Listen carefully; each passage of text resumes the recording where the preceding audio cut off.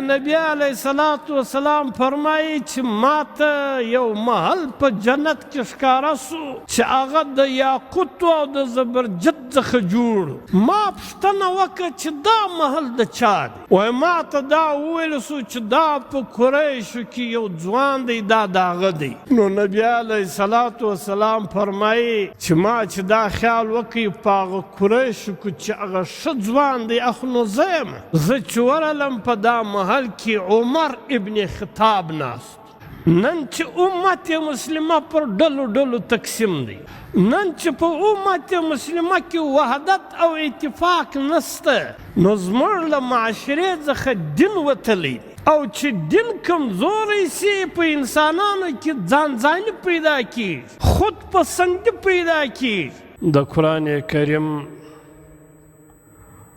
په دې مقدس جمله کې الله پاک بیان وکړي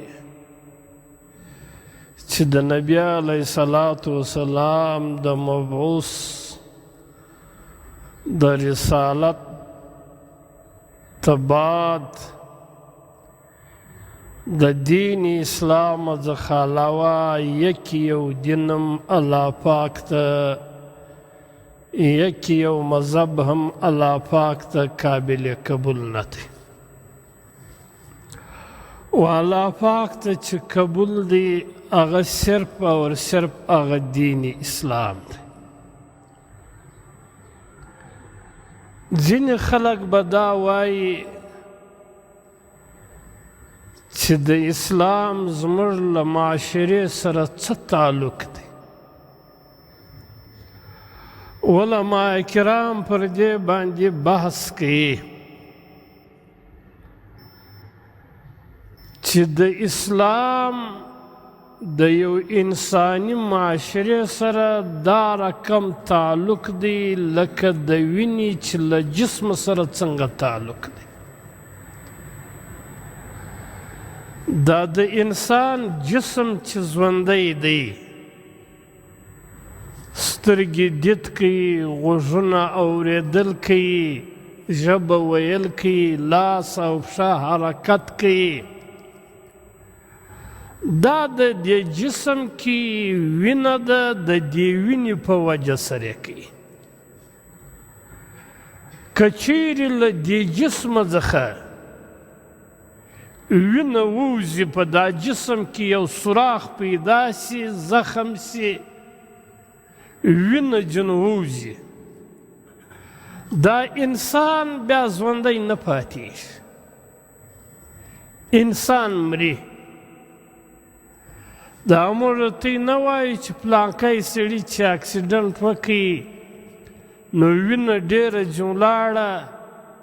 وینه یې ووتله، ځکه دی نسو بچا. له دې ځه دا معلومیږي چې د انسان د زندګۍ دارومدار دا پر وینه باندې دی. که دا وینه په دا جسم کې په حرکت کې نو د انسان ژوندی. که چیرې دا وینه په دې جسم کې له جسمه څخه وځي یا جمع شي ودرېږي، انسان ژوندی نشي پاتېدلی. لکه د انسان د جسم د زندګۍ دارومدار پر وینه باندې دی، د یو اسلامي انساني معاشرې زندگی پر اسلام باندې ده. لکه د انسان جسم چې وینه ته څونه ضرورت لري، دا انسانی معاشره، اسلامی معاشره، دا و اسلام ته دونه ضرورت لري. علماء کرام لیکي که دا وینه په بدن کې جام شي، د انسان مرګ راځي. دین اسلام هم که جام سو دا کې د معاشرې مرګ راځي نو موږ به دین اسلام خپلوو هم او دا دین اسلام به پیلاوو هم خورو به هم تر خلکو پورې به رسو په خپله به هم قبلوو او دا به تر نور خلکو پورې هم رسو په دې کې د دې معاشرې زندګي ده لکه د انسان د جسم زندگی چې پر وینه باندې ده چې وینه په جسم کې حرکت کوي او وینه په جسم کې موجوده وي نو د انسان زندگی یې که وینه ووته په جسم کې وینه ختمه سوه جسم مري او که دا وینه جمع سوله د انسان په جسم کې انسان مري دین اسلام که په دې معاشره کې له معاشرې که ووتی له یو کوره څخه له یو کلي څخه له یو ماحوله څخه یا جام سلو پیلاوېدی نه په دې سره د معاشرې مرګ راځي ځکه نبي علیه الصلاة والسلام فرمایي چې قیامت تر هغه وخته پورې نه قایمیږي چې تر څو پورې پر مځکه کې یو سړی الله الله وایي قیامت نه راځي او که چیرې پر مخ د مځکې باندې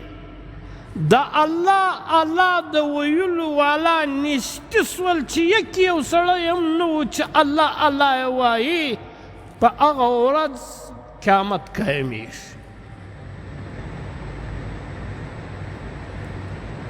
لیکن نن له موږ سره د دین اسلام قدر نشته یا علما کرام لیکي چې د دین اسلام له معاشرې سره دا رقم تعلق دی لکه د زړه چې له جسم سره څنګه تعلق دی دا زړه چې حرکت کوي و سترګو ته وینه ورکوي سترګې دید کوي و غوږو ته وینه ورکوي دا غوږونه اورېدل کوي و ژبه ته وینه ورکوي پمپ وي دا زړه وینه و دا ژبه ته ورکوي نو ژبه ویل کوي و لاس ته وینه ورکوي لاس نیول کوي و پښو ته وینه ورکوي پښې تک کوي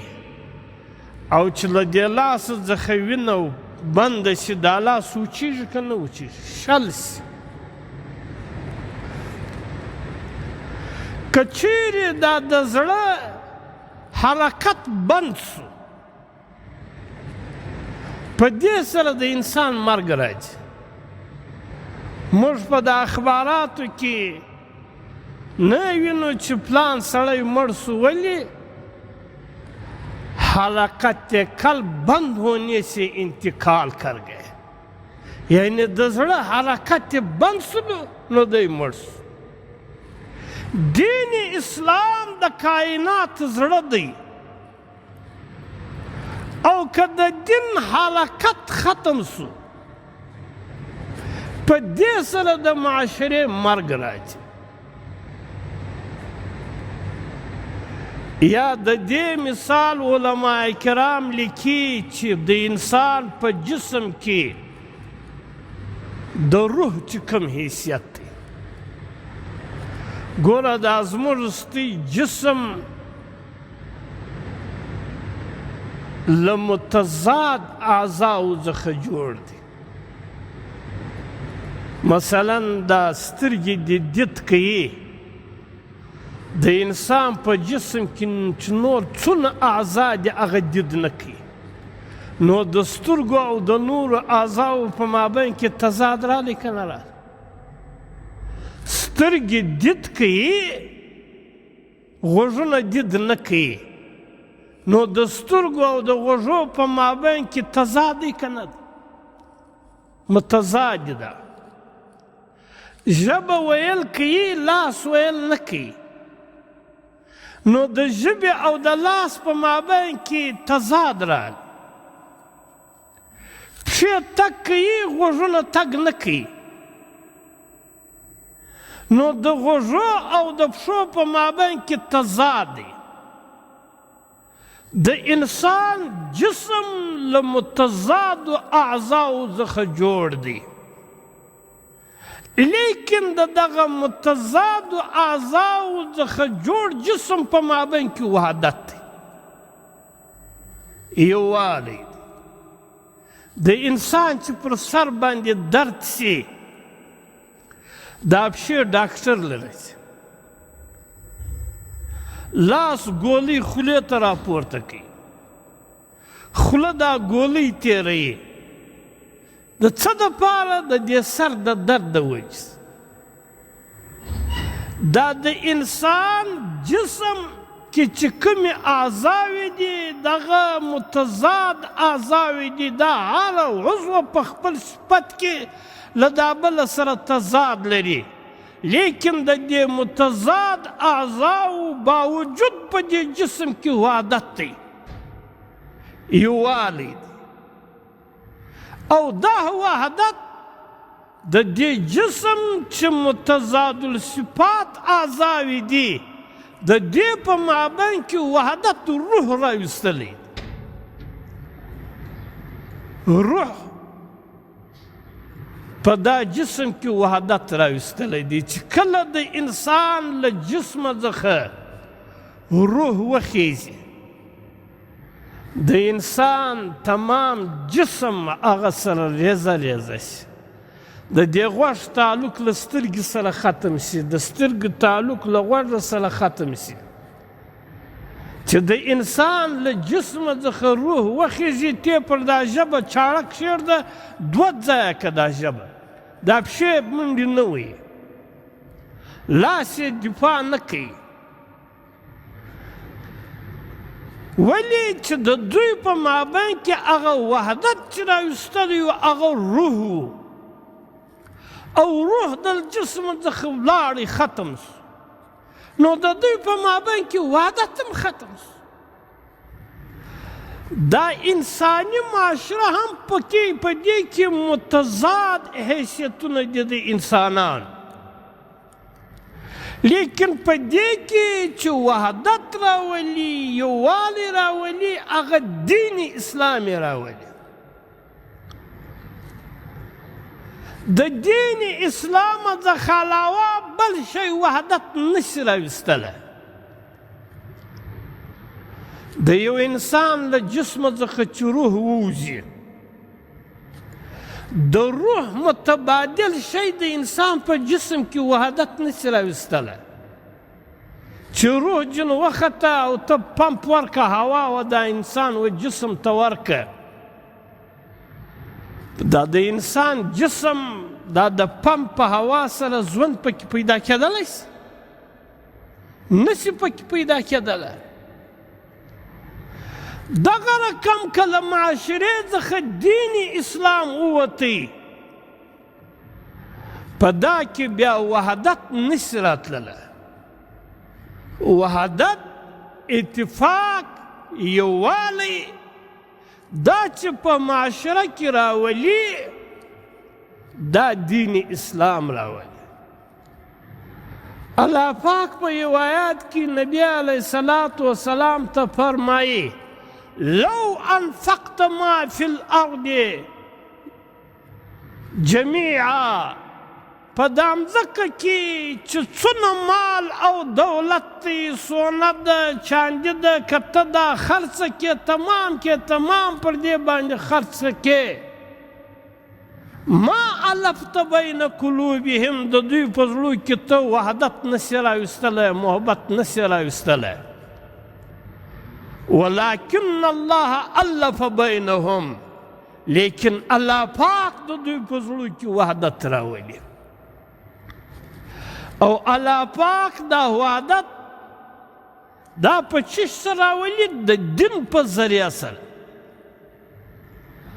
نن چې امت مسلمه پر ډلو ډلو تقسیم دی، نن چې په امت مسلمه کې وحدت او اتفاق نسته نو زموږ له معاشرې څخه دین وتلی دی دین اسلام دا زموږ له معاشرې څخه ورځ په ورځ وځي ځکه د مسلمانانو کې وحدت اتفاق او اتحاد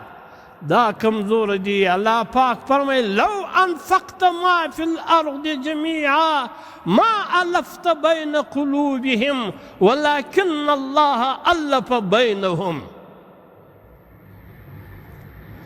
دین اسلام داو انسانانو ته د خیر خواهی درس ورکوي او خیر خواهی همدردی غریب پروری دا په معاشره کې وحدت سکون او اطمینان راولي په یو روایت کې نبی علیه الصلاة والسلام فرمایي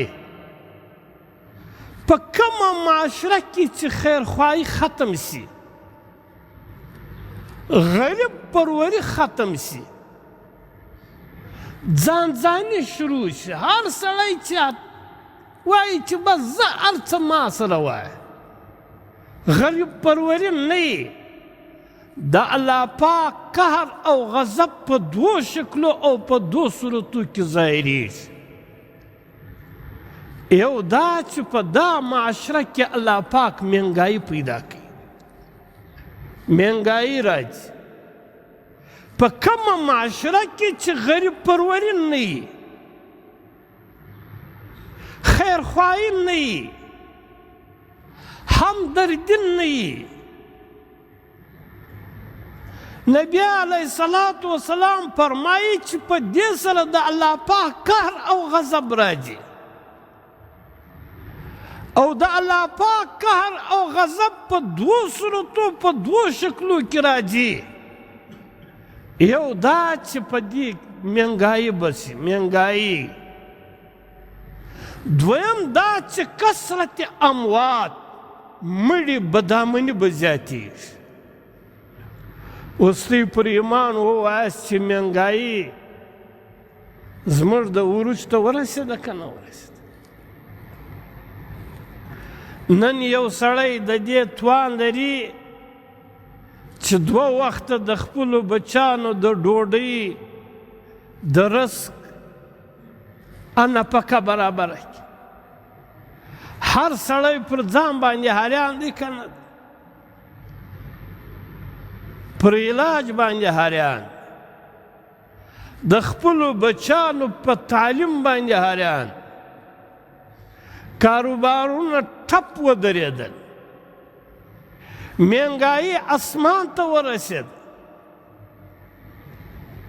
نو د نبی علیه الصلاة والسلام خبره صحیح ده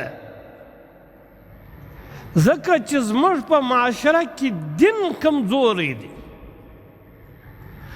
او چې دین کمزوری سي په انسانانو کې ځانځاني پیدا کیږي خود پسندی پیدا کیږي همدردی و خیرخواهی ختم کیږي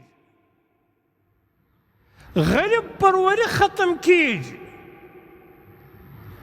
او نبی علیه الصلاة والسلام فرمایي په کومه معاشره کې چې غریب پروری ختم سوله خیرخواهی و همدردی ختم سوله په دا معاشره کې به مهنګایي راځي او بل به کثرت د امواتو د مرګونو زیاتو بدامني به وي او نن موږ ته له دا دواړو مسلو سره مخامخ یې که نه مهنګایي هم ده بدامني هم ده د ورځې یو درزن انسانان مري او هیچا ته دا پته نه لګېږي چې دا زه چې مړ شوم پر څه شي مړ شول ما خلک ولې وژني یو سړی چې سهار له کوره راوځي دا یقین نه وي چې ماښام به ژوندی کور ته راسي بدامني ودونه عروج ته ورسېد.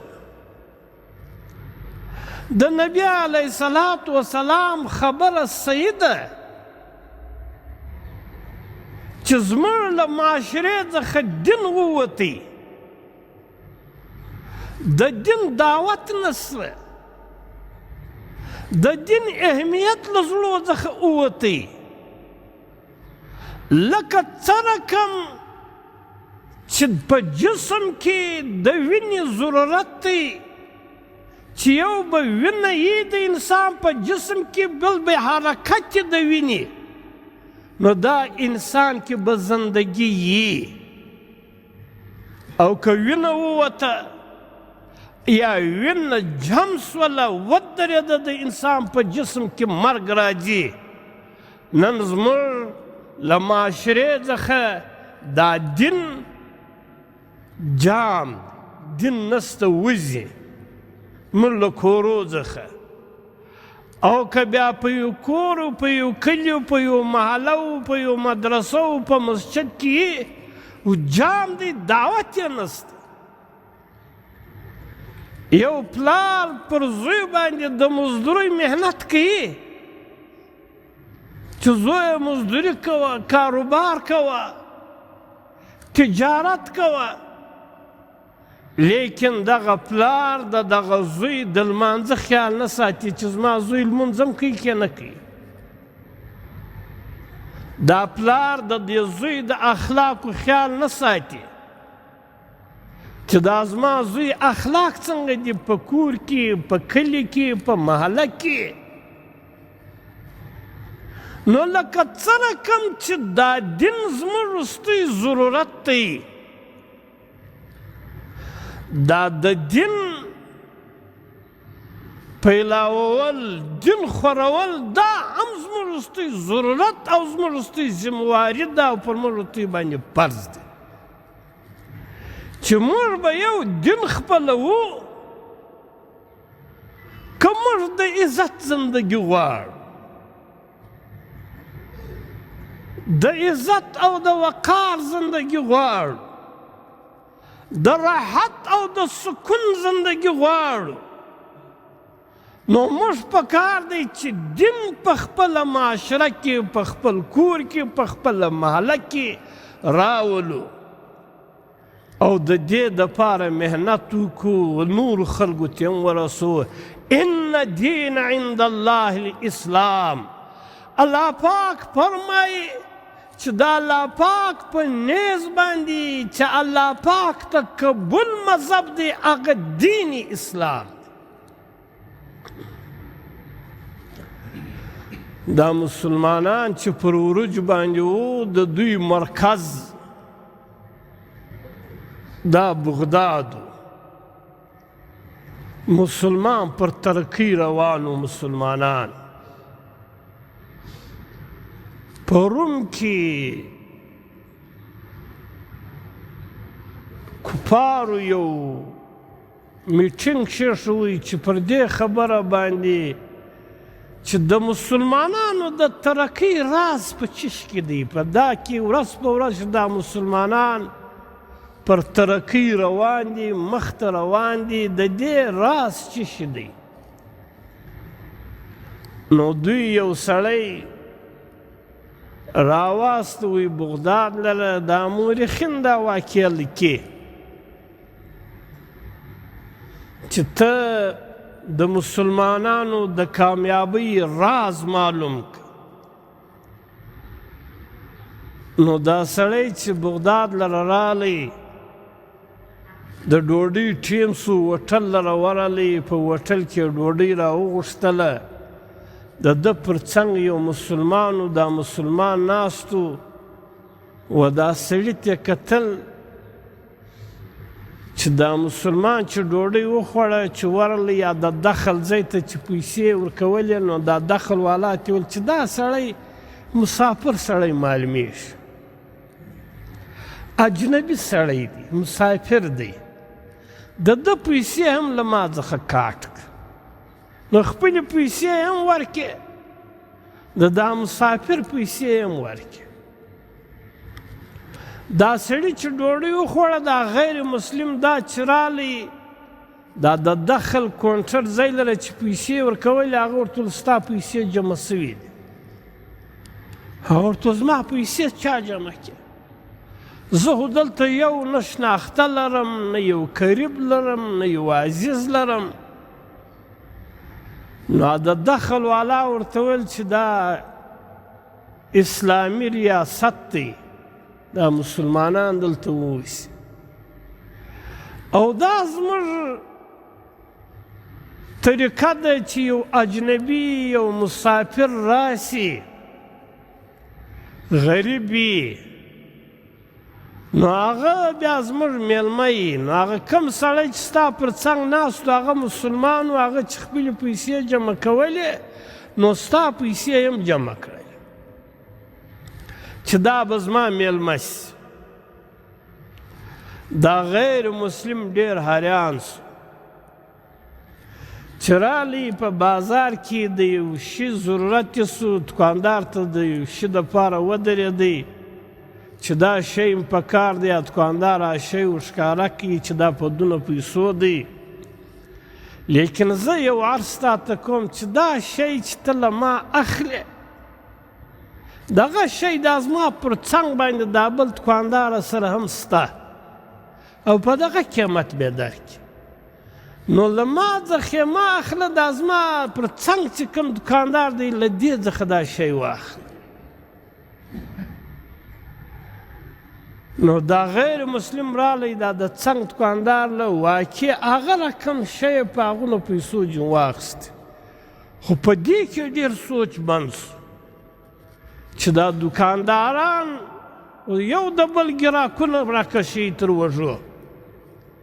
لیکن دلته ما له ده څخه دا شی اخیستی ده نه پر راخرڅوي ول دا زما له څنګ دوکانداره دې واخله په دا کې څه وجه وه ده په ولې پر ما نه خرڅوي نو بېرته هغه اول دوکاندار له راغی ول دا شی له تا سره و هغه ول ول تا ولې پر ما نه خرڅوي چې تا زه دا بل دوکاندار لره واستولم نو دوکاندار ورته ویل چې له ساره راسې زما ډېره سودا وسوه زما د بچانو د نن ورځې هغه د نفقې ضرورت پوره سو دا زما پر څنګ چې کوم دوکاندار و دې دا ګرده ورځ چې دا دوکان خلاص کړی و ګراک نه و ورغلی نو زما د اولاد د نن ورځې نفقه برابره سوې وه دا زما د امسایه د نه وه برابره سوې نو ځکه ما تا ته وویل چې ته ورسه دا زما له امسایه څخې واخله چې د ده هم د بچانو هغه نفقه برابره سي دا غیر مسلم چې ورغلی هلته یې د خپلو خلکو ته رپوټ پیش کړي چې د مسلمانانو د کامیابۍ راز هغه همدردي او خیرخواهي ده او په کوم قوم کې چې همدردي خیرخواهي غریب پروري هغه ته الله پاک ورجوع کوي او دا د خیرخواهي د همدردي د غریب پروري درس دا و موږ ته اسلام راکوي چې کله زموږ په معاشره کې دین وي اسلامي او زموږ په انفرادي او اجتماعي زندگی کې دین یې د الله حکم او د پیغمبر طریقه یې نو زموږ په معاشره کې به همدردي خیرخواهي غریب پروري او چې کله په موږ کې همدردي او خیرخواهي راشي نو الله پاک به موږ ته عروج او ترقي راکړي لیکن نن په موږ کې ځانځاني ده او موږ دې ته هم نه ګورو چې زه مسلمان یم زما نسبت له جناب محمد رسول الله سره دی زه محمدي یم او زما په عمل سره زما په اخلاقو سره دین بدنامه کیږي نن د مسلمان پہچان هغه دروغ بد اخلاقی ده رشوت دی دوکا او پراډ دی او زموږ د بزرګانو زموږ د اسلافو دا نسبت بدون خیال ساتي چې د چا زما په باره کې بدګماني نشي پیدا د امام بخاري رحمت الله علیه په باره کې راځي چې د یو وخت کې په کښتۍ کې سپورو له ده سره 6,000 دیناره ورسره نو په دا کښتۍ کې یو سړی ورسره رالی په مجلس کې له ده څخه پیسې هم معلومې کې هغه تیلی یې هم جن معلومه که چې په څه رقم تیلی کې پیسې ورسره دي 6,000 دیناره ورسره دي او په دا رقم تیلی کې دي نو دا سړی په کښتۍ کې ولاړ سو یو ساعت بعد یې اوازه کړله چې زما څخه پیسې وغلا سوه دی تیلی د 6,000 دیناره پکښې کې دي دا یو چا په دا کښتۍ کې له ما څخه جیب ووی امام بخاري رحمت الله علیه یې کړو په دا کښتۍ کې له دا سړي سره خپل څه کسان هم ورسره وو نو هغه کښتۍ والا ول چې تلاشي شروع کړي د امام بخاري رحمت الله علیه سر په خلاصو چې دا چم یې و ماته جوړ کړی دا سړي له ما سره تیلی ولیدل او 6,000 دینار یې راسره ولیدل نو تلاشي راتله د خلکو تلاشي یې کوله د امام بخاري رحمت الله علیه له چې رالی د هغه تلاشي یې هم وکړه چې ویې کله امام بخاري رحمت الله علیه څخه هغه تیلی نه سو برآمد ډېره تلاشي یې وکړه خو په دا کښتۍ تر خپلې کنارې ورسېدله ګرد شوه سلو دغه سړی په امام بخاري رحمت الله علیه پسې سلو ورته ویل حضرت زه له تا څخه معافي غواړم له ما څه ډېره غټه غلطي وسوه امام بخاري رحمت الله علیه ورته ویل چې ځه ما معاف کړی بیا دا سړي ورته ویل حضرت هغه تیلی چې 6,000 دینار و هغه تا څه کړه موږ ستا ډېره سخته تلاشي وکړه لیکن هغه پیسې نه سوې برآمد له تا امام بخاري رحمت الله علیه ورته ویل چې کله تا دا اوازه ولاړه که په کښتۍ کې دا ماحول جوړ سو چې تلاشیانې شروع سولې نو زه د کښتۍ پر کناره باندې ناست وم ما هغه 6,000 دیناره و سمندر ته ورته سو نو دې سړي ورته ویل ولې ول په دې وجه ما ورته سو که چیرې دغه تیلی له دا 6,000 دینارو سره له ما څخه برآمد سوې وای نو زه په دا کښتۍ په خلکو کې د غلا الزام ګوا پر ما ولګېدی او دا د غلا الزام که پر ما لګېدلی و بیا له ما څخه حدیث چا روایت کوي خلکو به دا ویل چې دا غل دی نو له غله څخه بیا څوک روایت نقل کوي نو ما له دغه روایت د دین په خاطر باندې چې دغه له دینه محرومه نسم دا خو 6,000 دیناره و چې 6,00,000 دیناره وایه ما غورځول لیکن دغه نسبت تحفظ ما کوي د دغه دین چې دا الزام دا پر ما باندې نه ولګېږي نن موږ خو مسلمانان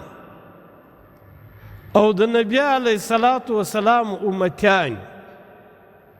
له موږ سره کله هم دا فکر پیدا سوی دی چې زه دغه اعمال کوم په دې سره زما څه حیثیت پاتې دا خلق بیا زما و خبره ته اهمیت ورکوي. نو دین اسلام دا و موږ ته د خیرخواهي درس راکوي او دا و انسان ته عروج ورکوي. او که له دینه څخه انسان ووتی، ګوره د حضرت بلال رضی الله تعالی عنه یو عالم لیکي چې ما په ډېر کتابونه تلاش ما وکړي، ما ته د حضرت بلال رضی الله تعالی عنه د نیکه نوم تر نن هم نه دی معلوم سوی چې د حضرت بلال رضی الله تعالی عنه د نیکه نوم څه شو. لیکن ابو لهب دا د نبی علیه الصلاة والسلام سکه اکا دی، لیکن حضرت بلال رضی الله تعالی عنه د نیکه نوم د عالم لیکي چې ما بیخي ډېر کتابونه تلاش کړي دي ما نه دی معلوم کړي، لیکن الله پاک څومره لوړ مقام ورکړی دی. نبی علیه الصلاة والسلام فرمایي اول وار چې جنت ته داخلیږي زه به داخلیږم او له ما سره به زما هوش مار چې کشي هغه به حضرت بلال رضی الله تعالی عنه او دا لوړ مقام الله پاک په چی سره ورکوي؟ دا په دغه دین او په اسلام سره. او ابو لهب چې د نبی علیه الصلاة والسلام اکا دی، سکه اکا دی، د پلار ورور یې دی، لیکن چې له دینه څخه دی سو. لیکن الله پاک په قرآن کریم کې فرمایي چې تباه دی ابو لهب، تبت یدا ابی تبت یدا ابی.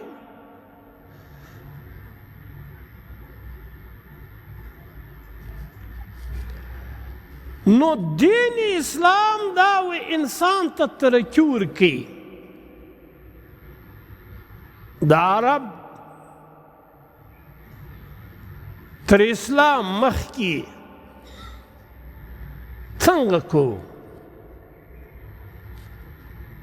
غلاوي، ډاکې، شراب، قتلونه دا د دوی معمول ول. لیکن دین اسلام دغه عرب و کم ځای ته ورسول؟ نبی علیه الصلاة والسلام یو ورځ وویل ولزه ما ته په معراج کې یا په برایي شپه کې یو دی سړی را معلوم سو چې د جنت 8 دروازې دي، له هرې دروازې څخه به وده ته د مرحبا مرحبا نارې ویل کېدلې. حضرت سلمان رضی الله تعالی عنه ورته ویل یا رسول الله دا څوک ویل دا ابوبکر صدیق و چې د جنت 8 دروازې و یو سړي ته اواز لګوي چې مرحبا مرحبا، دا څومره لوړ مقام دی. او دا لوړ مقام دا و حضرت ابوبکر صدیق ته دا د دین اسلام ورکړي. بیا نبی علیه الصلاة والسلام فرمایي چې ما ته یو محل په جنت کې ښکاره سو چې هغه د یاقوتو او د زبرجد څخه جوړ. ما پوښتنه وکړه چې دا محل د چا دی؟ وایي ما ته دا وویل سو چې دا په قریشو کې یو ځوان دی، دا د هغه دی. نو نبی علیه الصلاة والسلام فرمایي چې ما چې دا خیال وکړي په هغه قریشو کې چې هغه ښه ځوان دی اخو نو زه یم. زه چې ورغلم په دا محل کې عمر ابن خطاب ناست، دا د عمر ابن خطاب. نبی علیه الصلاة والسلام و حضرت عثمان رضی الله تعالی عنه ته وفرمایل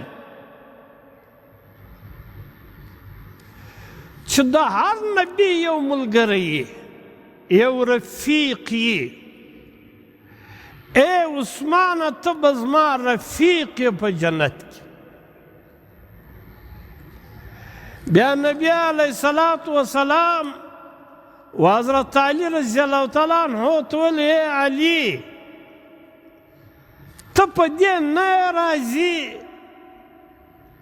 چې په جنت کې به زما محل ستا محل سره مخامخ وي. زما به محل زما د محل و مخ ته به ستا محل ولاړ. او بیا نبی علیه الصلاة والسلام وفرمایل د هر نبی حواریین مددگار او زما حواریین به په جنت کې طلحه او زبیر. دا د پیغمبر له خولې څخه دا دوی ته ویل کېږي. اوس دغه مقام چې صحابه کرامو پیدا کړي دا د دین اسلام په وجه سره پیدا کړي. ځکه الله پاک فرمایي ان الدین عند الله الاسلام. دا الله پاک ته چې مقبول دین دی، مقبول مذهب دی، هغه دین اسلام. نن چې موږ له کوم پریشانیو سره مخامخ یو، له کومه بېچنیو سره چې مخامخ یو، له کومو تکالیفو او له مشکلاتو سره چې مخامخ یو، د دې وجه دا ده چې زموږ په انفرادي او اجتماعي زندگی کې دین نشته.